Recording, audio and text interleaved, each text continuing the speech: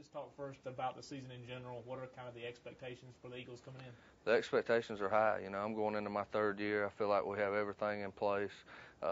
We got the same coaching staff, lost nobody there. Got a good returning core of players.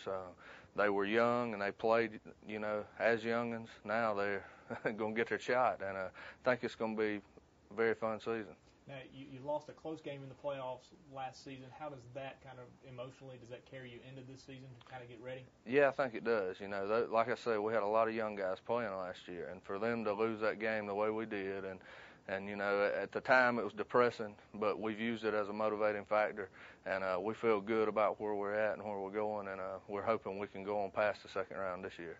When everybody looks at your team, they look at those offensive numbers y'all put up last year. How tough is it to kind of do that again? It was more than 40 points last year, I think. Yeah, it's going to be very tough, but we do have Cedric Proctor back, and, with him being a senior, he's only grew and got smarter, and we were expecting big things out of him, and we're expecting to be able to expand the offense and do more things. But I don't know if we'll be as productive as we were last year. We lost a few key guys. But our defense is going to be a lot stronger. Our defense came on strong near the end of the year. They held Pendleton to 17 points in the first round of playoffs. They held Columbia to 21 points in the playoffs.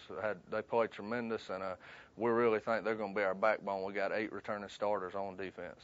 Does that surprise you that you're thinking about our defense being your backbone, being an offensive coach? Well, no, not really, because, up front, we've got our whole defensive line returning, and those guys have played great. And we got 5 guys we rotate, and they really came on strong last year. And we got some good speed at linebacker with Brian McIntyre, and Josh Jones is going to be playing some linebacker. And we also have Dustin Gardner, who ended the season with over 100 tackles last year at linebacker. So we feel good, very well about our defense. Now hopefully offensively, that's what we want to do. We want to put a lot of points on the board.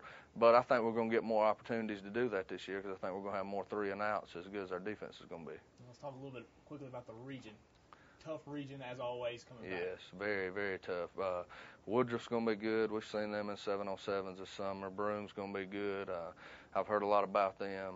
Palmetto, I'm hearing a lot about them. They run the wing tee. It's going to be different from everything we see, and they're pretty tough. It's going to be a good competitive conference again, and anything can happen. Just like last year, it came down to the last game, and you had 4 or 5 different scenarios. That's good football, and it's it says a lot for the state of South Carolina and for 2A football, the type of conference we have here. Yeah, you look at last season, 3 good teams made it deep into the playoffs for y'all, so that's, yeah. You try to shoot for that again, I guess. Yeah, I hope so. Yeah, good.